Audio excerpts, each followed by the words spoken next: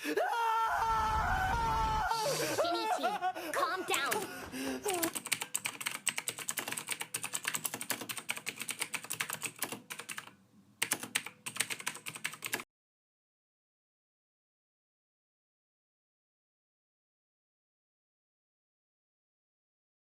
Parasyte is ultimately an anime that I would recommend to anybody, especially someone who is on the cusp of true enlightenment. And the reason why I say that is because a lot of the analogies and metaphors that are used in this show are very practical and apply to daily life, and particularly the character arc of this guy Shinichi and the adventure that he goes through, and the pitfalls and the possibilities and the tragedy that this character has to face. Basically, in our society today, we're faced with multiple choices, okay? And everything we have in our lives is trying to program us to think one way. And in this show, the main character is just a regular guy living his life. And he's exposed to what's called a parasite. And the parasite's objective is to go inside and infect the brain and take over your brain and control every aspect of you. Kind of like today with our predictive programming, right? But this character, unlike everybody else who gets exposed to this parasite, he wakes up and he fights it off. But the thing is with these parasites is they're relentless in their attack. So they can bury into the skin, they can do all kinds of things to you. But he still doesn't give up, and he doesn't let it get to his brain. And he doesn't even know what he's trying to do. He just resists as best he can. And in doing so, he becomes better. However, in becoming better, he's forever changed. Now, he has a girlfriend in the show. And like all shows, with the predictive programming, the girlfriend can somehow tell the difference because his right arm is now completely infected and taken over by the parasite.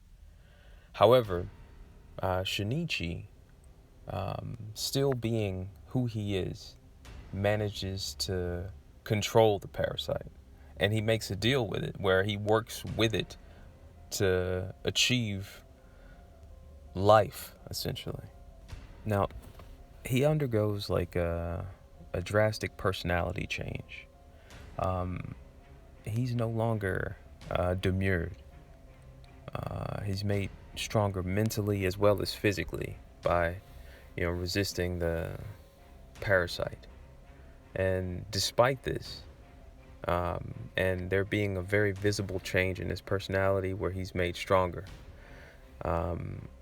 his girlfriend, she ultimately wants him to be weak. She sees his strength and she realizes that that's not all that he is, but she doesn't want him to be as strong as he is, despite him being strong enough to save her, and her seeing that despite, there being danger and him no longer being a weakling, she wants him to go back to being a weakling because she enjoys being molested by other men and him watching, which is part of the predictive programming. But Shinichi, he becomes a true man, and when he resists and he fights and she sees how powerful he has become, she's faced with two choices. She can either accept him for the new hero that he's become, or she can resist him. But she loves him because he saves her life, but she also hates him ultimately because he's now a man. And she is, while she's not infected with a parasite, she's still just a woman. And Shinichi, now that he's gained all these ability to fight and think, she now resents him for it, which is part of the programming. But Shinichi, being a man, he's still infatuated with her. So it's a two-sided paradox. Now that he's become awake to the reality of the world around him, he's able to realize that his teachers at the school that he goes to, they're no longer just teachers. Some of the teachers are infected with the parasite as well. And these parasites that have gotten to the teachers have obviously gotten to their brains. And Shinichi, now being, host to a parasite himself, he has to deal with these enemies. Now, the seedy nature of a lot of these parasites is the fact that they're learning what all they can and can't do with their host bodies. So it's interesting because the first thing that they start doing, these parasites, is they start having sex, just to see, what all it feels like. And they make these people have sex with people that they don't care about for just no reason at all. And obviously one of the parasites winds up getting its host pregnant. And rather than, just destroy the baby, the parasite decides that it wants to raise the baby to see if the baby is going to grow and be a parasite itself. And so this is a way where the parasites try to reproduce. And it's just complete insanity.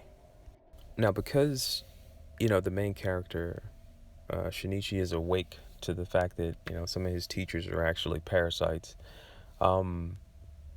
they decide that, because he's aware of them and he's not one of them, that they have to destroy him. So they attack the school and they try to kill Shinichi. However, he's able to fight them off because he's aware of them, and he's essentially, the parasite's power has now become his power. He's convinced it to come to his side and fight for him. And I think that's a lot like what we're dealing with right now. You're dealing with a lot of people with predictive programming where they just believe whatever nonsense is told to them, and they just get bent over by society. However, some people choose not to bend over. They choose to be the ones doing the bending. And this is what Shinichi has chose. Even though Shinichi is, resisting these parasites and he's decided to fight to not only for him to live, but for humanity to live, because obviously humanity can't, live if everyone's being taken over by these parasites. And the parasites, rather than eat human food, they decide to just eat people who aren't parasites. Even though Shinichi is trying to fight for everyone, he's still faced with a dilemma where, these parasites are testing what they can and can't do with people. And so Shinichi has to go up against one of the most powerful parasites that there is, and it's a parasite that is infected. It's like 10 parasites inside of one human body, which is just chaos in unbridled form. Ultimately, everything is done by these entities to see what they can and can't do, what they can withstand and can't withstand, in terms of being alive and living in this new form. They test the limits of the body. And what a lot of them do is they know how to fully nourish the body.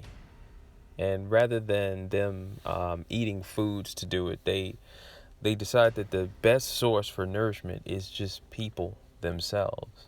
Like how in our society today they talk a lot about stem cells and how to replenish the body that way. Rather than people creating their own stem cells in their own body, they take them from other people's bodies. Like the devouring of people as like a theme in society right now. And these parasites, they go on these massive killing sprees where they just kill all these people. And some of them, they realize that they can if they just devour one whole human being every month or so, that's all they need to survive. But some of them, they don't want to just survive. What they want to do is perfect the human form, the man form, the form of a man, and make it into something that it was never really meant to be. Ultimately, these entities that they're really big on possession. And they want to possess people in every way possible, and know everything there is to know about them, and devour them completely and totally. Kind of like today, how people are being mentally devoured and then physically. I mean, you look at people today and they're either completely insane or completely oblivious. And there really is no in between. It's just a sad fact of reality. And the spectacle of such, you know, uh, existence, I mean, it doesn't go without notice. It's impossible. But yet and still, we live in a world where this is what it is. Eventually, what winds up happening is Shinichi's girlfriend, she wants to obviously start trying to get pregnant by him, but it's not really his desire. It's the fact that him and the parasite have kind of formed a bond. And the parasite wants to know if it can somehow, if Shinichi gets this girl pregnant, can it exist that way? And so basically, what winds up happening is the other parasites that are going around having sex with people and reproducing, they start trying to see if they can have babies, and they can. But the babies themselves, I mean, they're not infected with the parasites. So Shinichi has to, obviously, he has to fight for what he believes in by having sex with his girlfriend. And that's basically, it's a huge part of the show. You know, it's something that has to happen because men enjoy the pleasures of women. And so obviously his girlfriend, you know, she becomes just another victim, constantly attacked and plagued with, you know, senseless violence. And then he has to make a choice, kind of like real life, you know. Do I want to keep dealing with this, or do I want to try to, you know, move on and not be consumed with chaos all the time?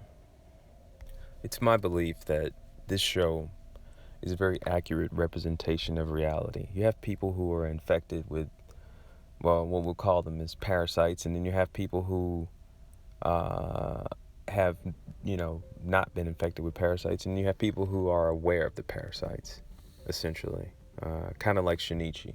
Like, he's aware of the parasites, and he's using the parasites' power to fight back against the parasites.